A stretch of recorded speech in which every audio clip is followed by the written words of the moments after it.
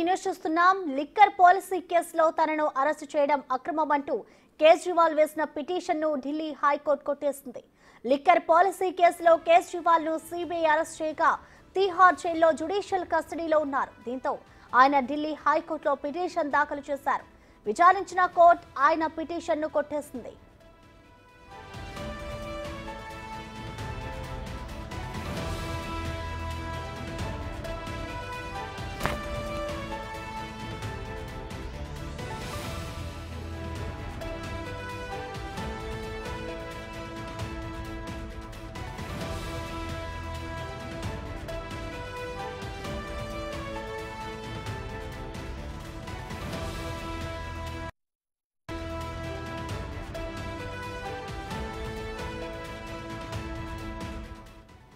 Liquor policy కేసులో తనను arrest చేయడం అక్రమమంటూ కేజ్రీవాల్ వేసిన పిటిషన్ను ఢిల్లీ హైకోర్టు కొట్టేసింది. లిక్కర్ పాలసీ కేసులో కేజ్రీవాల్ ను సిబిఐ అరెస్ట్ చేయక తిహార్ జైల్లో జ్యుడిషియల్ కస్టడీలో ఉన్నారు. దీంతో ఆయన ఢిల్లీ హైకోర్టులో పిటిషన్ దాఖలు చేశారు.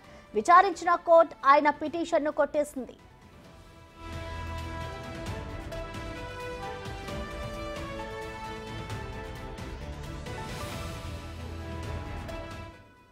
దీనిపై మరింత సమాచారం ఢిల్లీ నుంచి మా ప్రతినిధి శివ అందిస్తారు. శివ, చెప్పండి, కేజ్రీవాల్ వేసిన పిటిషన్ అయితే ఢిల్లీ హైకోర్టు కొట్టేసింది. మరి దీనికి సంబంధించి కోర్టులో ఎలాంటి వాదనలు జరిగాయి శివ?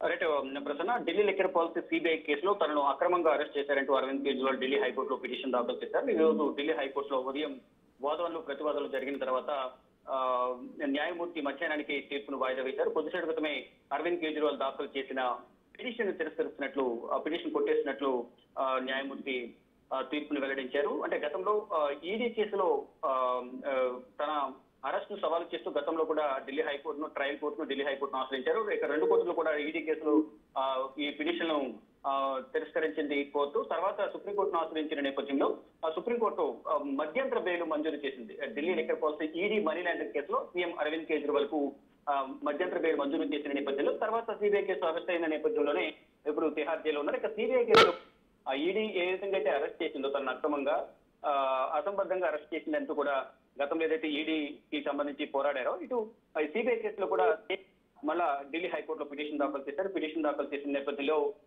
సక్రమంగానే అరవింద్ కేజ్రీవాల్ ను సిబిఐ అరెస్ట్ చేసింది అనేది సిబిఐ తరఫున వాదనలు వినిపించారు. ఇటు అరవింద్ కేజ్రీవాల్ తరఫున న్యాయవాదులు కూడా తమ వాదన కూడా వినిపించారు. సక్రమంగా కాకుండా అక్రమంగా ఎవరో ఏదో చెప్పారని నోటి మాట ద్వారా మాత్రం ఎటువంటి ఆధారం లేకుండా అరవింద్ కేజ్రీవాల్ ను సిబిఐ అరెస్ట్ చేసిందంటూ కూడా అరవింద్ కేజ్రీవాల్ తరఫున న్యాయవాదులు వాదనలు వినిపించారు. ఇరువురి వాదనల తర్వాత తీర్పును రిజర్వ్ చేసి కొద్దిసేపటి క్రితమే ఈ తీర్పును వివరించారు ఢిల్లీ హైకోర్టు న్యాయమూర్తి.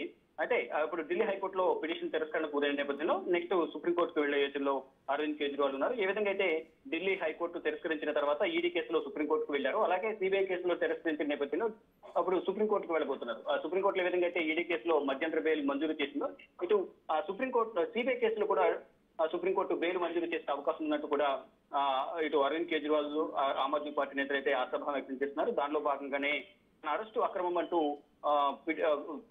హైకోర్టు ఏ విధంగా పిటిషన్ దాఖలు చేసిన పిటిషన్ హైకోర్టు ఏ విధంగా అయితే తిరస్కరించిందో, సేమ్ మళ్ళీ అదే పిటిషన్ సుప్రీంకోర్టులో వేసేందుకు అరవింద్ కేజ్రీవాల్ నిర్ణయించుకున్నారు. ఇప్పుడు తదుపరి రేపు లేదా ఎల్లుండు సుప్రీంకోర్టులో సిబిఐ తనను అక్రమంగా అరెస్ట్ చేసినట్టు పిటిషన్ దాఖలు చేసే అవకాశం కనిపిస్తుంది. అక్కడ కూడా వాదనలు ప్రతివాదులు విన్న తర్వాత సుప్రీం ధర్మాసనం ఎటువంటి నిర్ణయం తీసుకుంటుంది అనేది కూడా వేచి చూడాల్సి ఉంది. కానీ సేమ్ కేసులో ఢిల్లీ లిక్కర్ పాలసీ కేసులో ఈడీ మధ్యంతర బెయిల్ మంజూరు చేసింది కాబట్టి సిబిఐ కేసులో కూడా తనకు మధ్యంతర బెయిల్ వస్తుంది.